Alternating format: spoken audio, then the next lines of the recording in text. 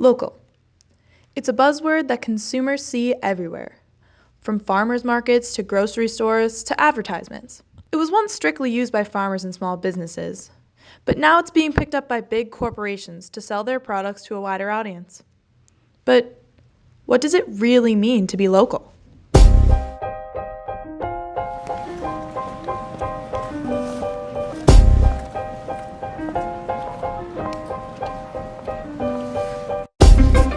I am Will Clavel, and I am an Economic Development Specialist here at the Community and Economic Development Office. In my mind, a local business is one that is either founded here or someone from here started it. Over 99% of businesses in Vermont are considered small businesses, and these businesses employ almost a third of the whole Vermont population.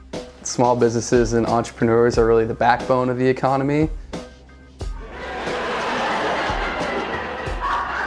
I am Nathan Hartswick. I'm the co-owner with my wife, Natalie Miller, of Vermont Comedy Club in Burlington.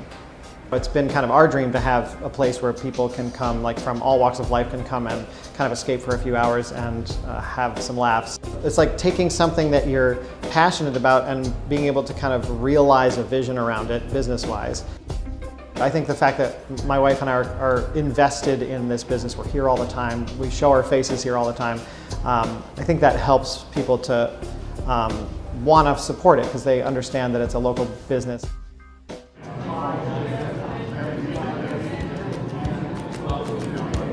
I like the aspect of being a part of a community while also being part of a business. I think that's really important, and you have more sense of a team mentality being local here. The interesting thing about Vermont is that they really do root for the little guy. Vermont especially always has placed an emphasis on this local movements.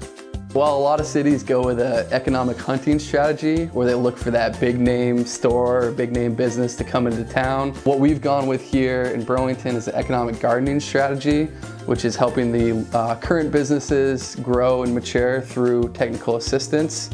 That assistance is everything from business planning, accessing capital, finding space in town, helping them with the permitting and licensing process. We had a lot of struggles in terms of putting the finances together to build out a place this large. There were great resources, I will say that. There's some people at City Hall who were really kind of on our side the whole time. Local businesses are important because when we do well, not only is our beer doing well for our company, but also the stores that are selling it, the restaurants that are selling it, the distributor that's bringing it around. Everything's taxed, it's going into the state. Those taxes are then used for roads, schools, things of that nature. You know, I would rather give my money to somebody here and keep it in the community than I would, you know, to some big franchise or some big chain. These are people that you go to school with or that your kids go to school with, and you're not only buying a product, but you're also supporting your neighbors in the community that you live in. The profits are often reinvested back into the local economy, whereas when you have larger businesses that are headquartered outside the state, those profits go to the headquarters.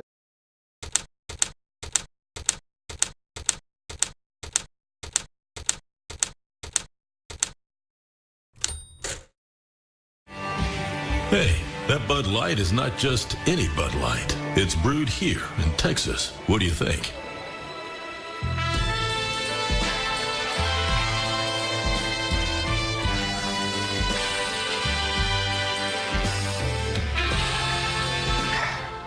It's great. Of course, we brew it fresh every day. It's just that we have this fancy bottle now.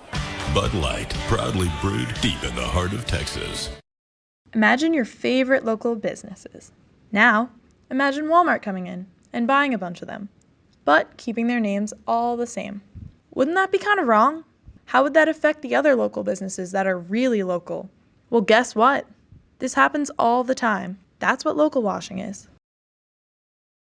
Big corporations have been buying up local businesses, and then the public doesn't know that a local business is no longer locally owned. It's now owned by a big beer company, and we're seeing that more and more and more in the beer industry because domestic beers are losing so much to craft beers every year, and they realized they needed a way to get a foot back in the door.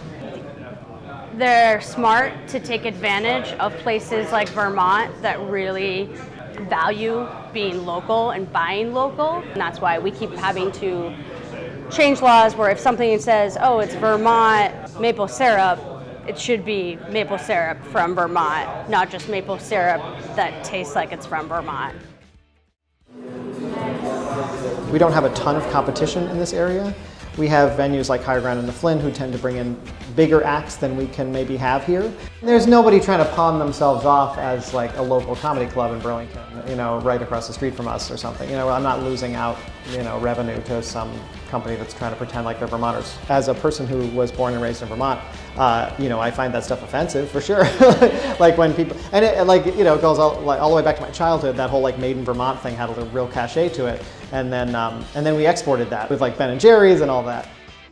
There's been such an interest in like supporting local and farm to table and all that stuff here. I can see why businesses want to use that as a strategy to, you know, to sell to customers even if they're chains, right? When you see that Made in Vermont, you have some sort of expectation about that product and about the company that it comes from. But there's other competitors that, you know, aren't from the state but are marketing themselves as Made in Vermont. And that kind of, you know, consumers don't often know, is this actually from Vermont or is this local washing?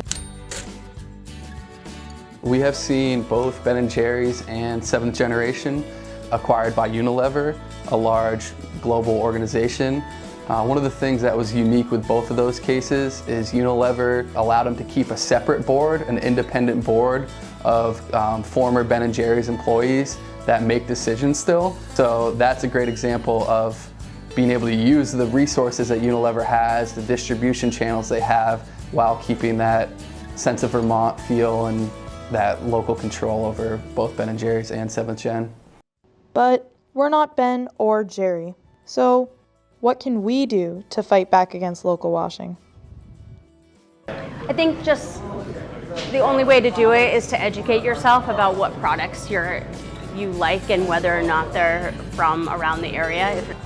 You know, there's the obvious stuff of like, oh, you should just support local business with your pocketbook and you should buy goods and pay for experiences at businesses that you know are owned by local people.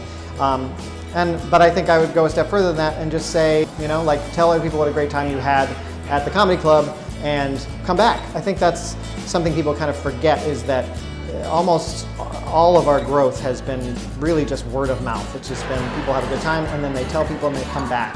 That stuff is the glue and the basis for the success of local businesses.